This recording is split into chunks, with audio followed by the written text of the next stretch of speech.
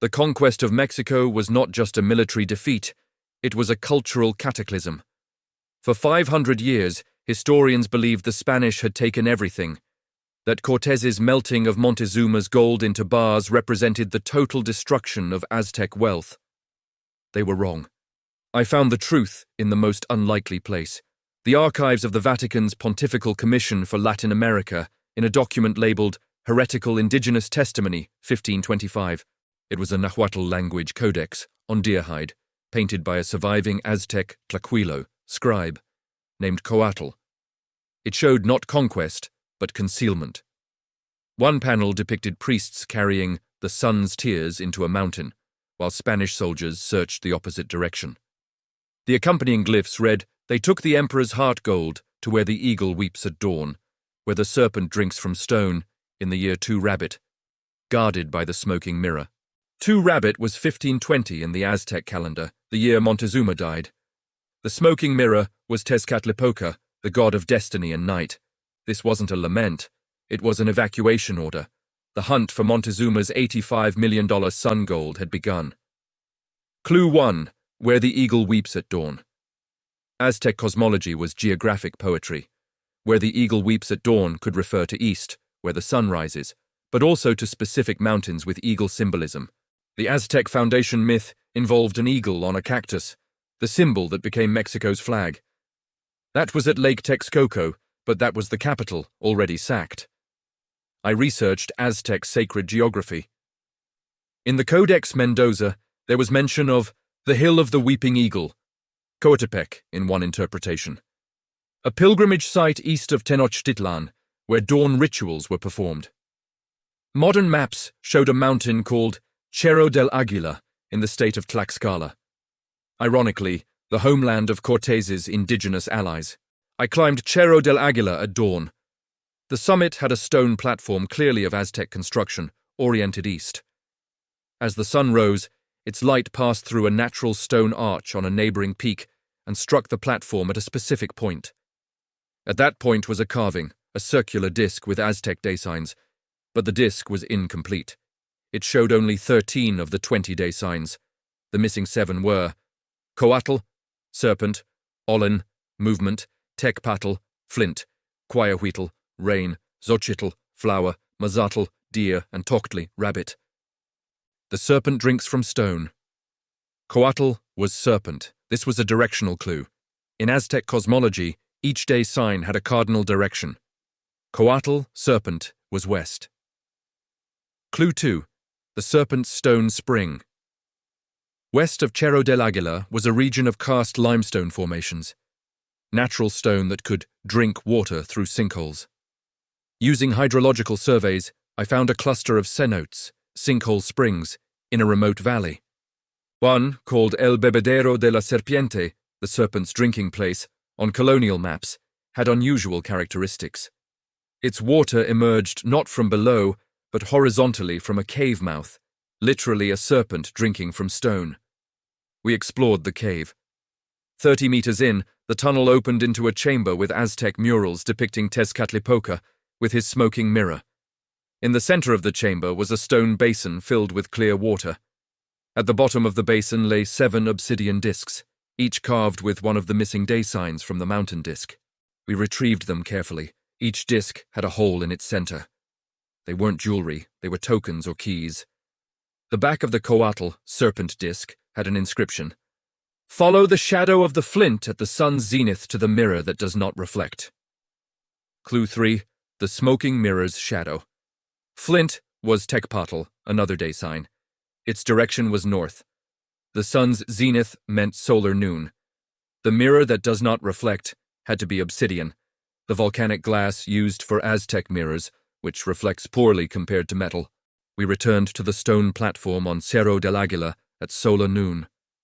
Using the Tecpatl obsidian disc as a sundial, we measured its shadow.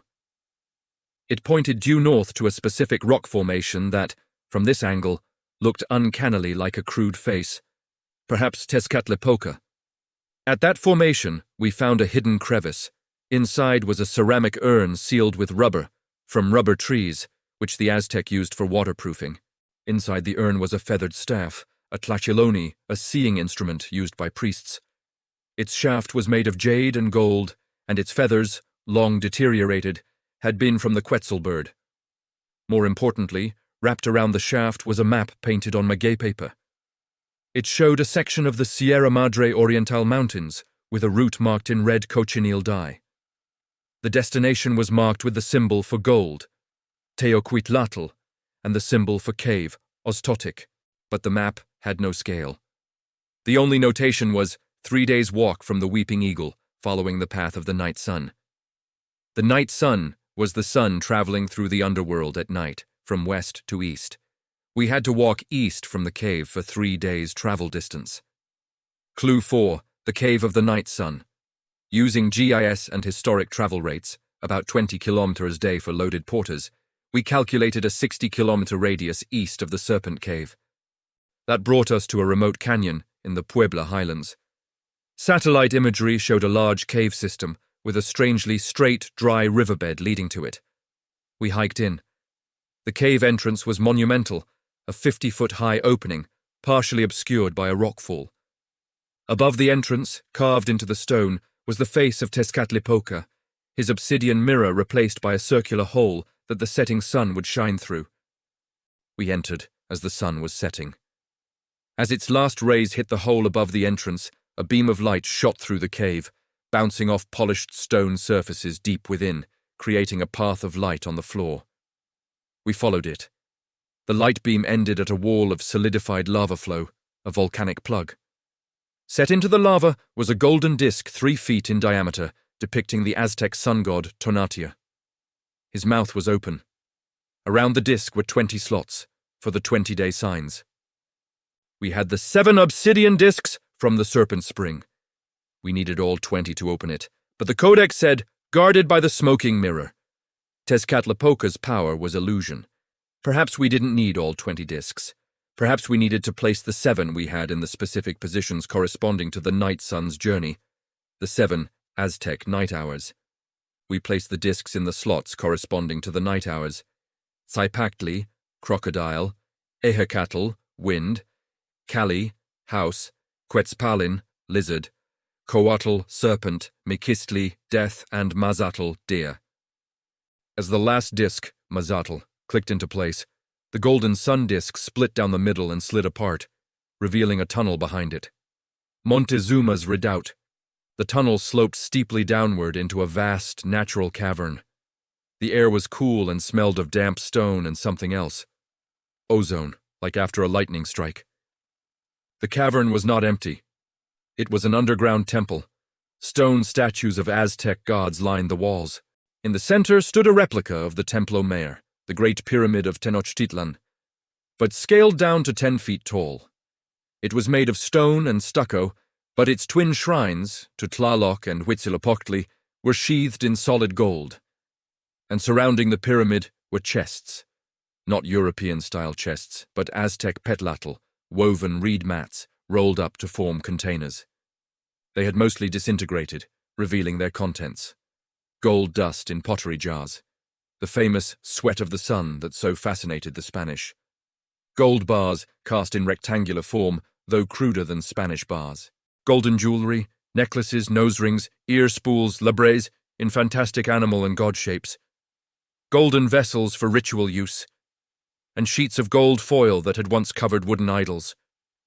But the centerpiece sat on the pyramid's summit, a life-sized golden statue of an eagle, wings spread, with a cactus made of jade and gold in its talons, the very symbol of the Aztec nation. In its beak, it held a great discoidal shield of gold, depicting the sun. This was no random treasure. This was the sacred treasury of the Aztec state, the items used in the most important rituals, the gold that embodied their covenant with the gods.